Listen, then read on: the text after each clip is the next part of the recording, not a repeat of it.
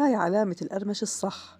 لون ذهبي، أصابع السمك مقرمشة من برا وطرية من جوا وطعم بيفتح النفس.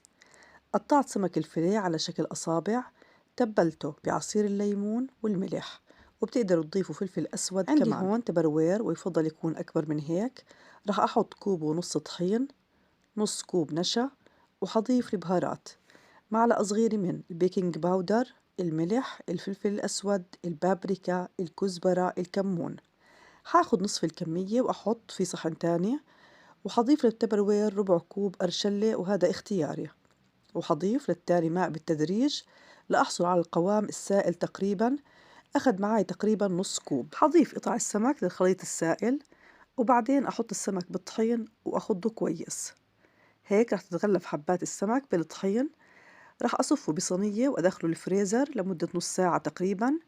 وبعد هالمرحلة بتقدروا تفرزوه أو تقلوه بزيت غزير أو بالفرن أو بالقلاية الهوائية. وبتقدروا كمان بعد الخلطة السائلة تغلفوه بالأرشلة. وصحتين وألف عافية.